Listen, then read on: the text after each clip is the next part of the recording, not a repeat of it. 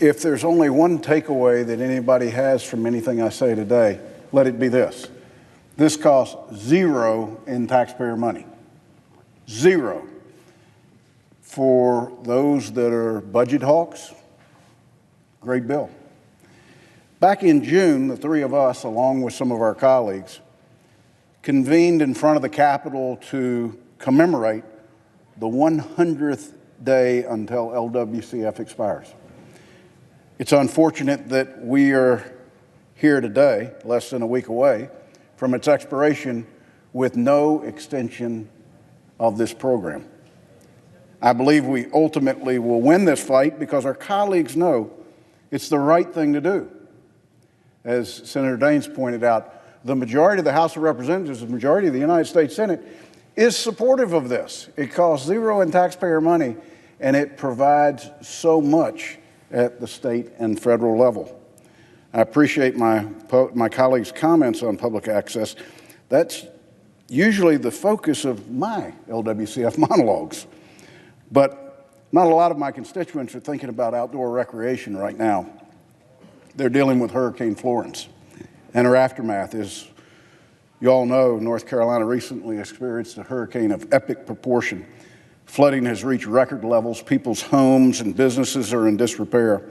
And flood levels continue today at dangerously high levels in some areas. Obviously, much of this is unavoidable.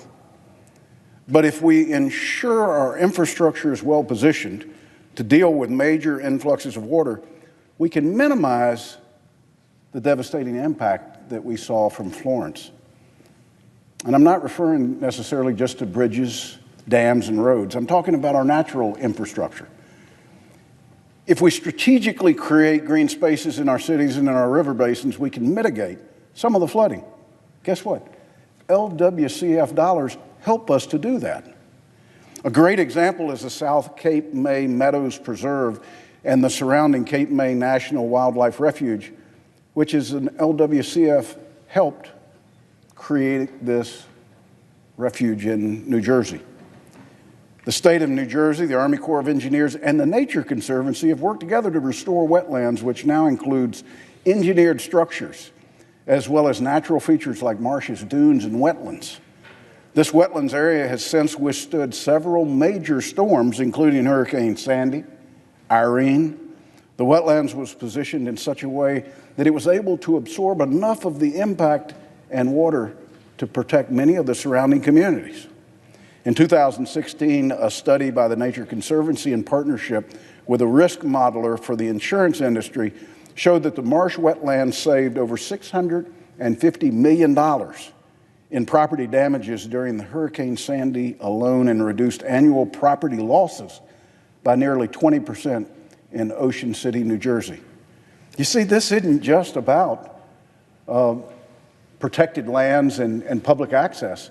It's about those things that we can do that provide a better community, a lower cost of insurance, a better way to mitigate some of nature's challenges.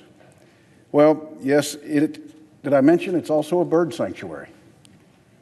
Did I mention it's a recreational destination? And it also serves as critical infrastructure in times of disaster like the one my state's dealing with today.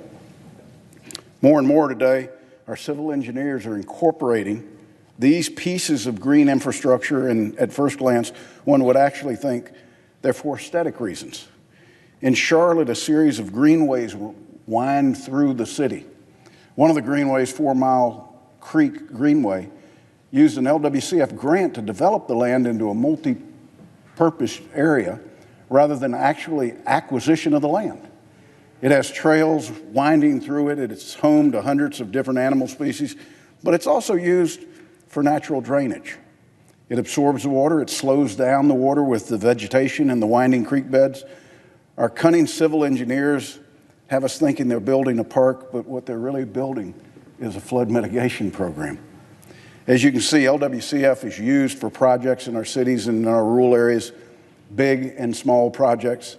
And ultimately, the biggest filters of water in North Carolina are our own natural forest and the Great Smoky Mountains National Park. Healthy forests in these public lands help us to slow the flow of water, and we need those units to have the integrity so that they can do their job for feeding healthy river systems that are much less prone to that flooding. In conjunction with traditionally engineered structures, preserving strategic pieces of land in their natural state or restoring others to better take the water saves us money in the long run. Ocean City, New Jersey proved that. I can go on for hours. I can go on with hundreds of examples. There aren't a lot of facts that I can give you about the program that I haven't already laid out in this and past opportunities to be on the floor. But I think it's useful to end my speech by restating the original mission laid out now 54 years ago when LWCF was created. Authorized for 25 years, reauthorized for 25 years, and then only reauthorized for 5. What do we want? We want permanent reauthorization. Program that has proven to be successful regardless of your political views. A program that uses zero in taxpayer money. A program that produces benefits to every state in America that started with this mission statement: to assist in preserving, developing, and assuring accessibility to all citizens of the United States of America of present and future generations, such quality and quantity of outdoor recreation resources as may be available and are necessary and desirable to strengthen the health and vitality of the citizens of the United States by 1, providing funds for and authorizing federal assistance to states in planning, acquisition, and development of needed land and water areas and facilities, and 2, providing funds for the federal acquisition and development of certain lands and other areas.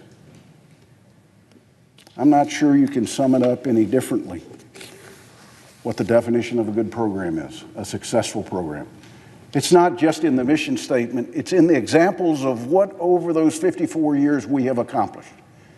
There are not many things that I can walk away from and believe that my grandchildren and my great-grandchildren will be positively impacted by.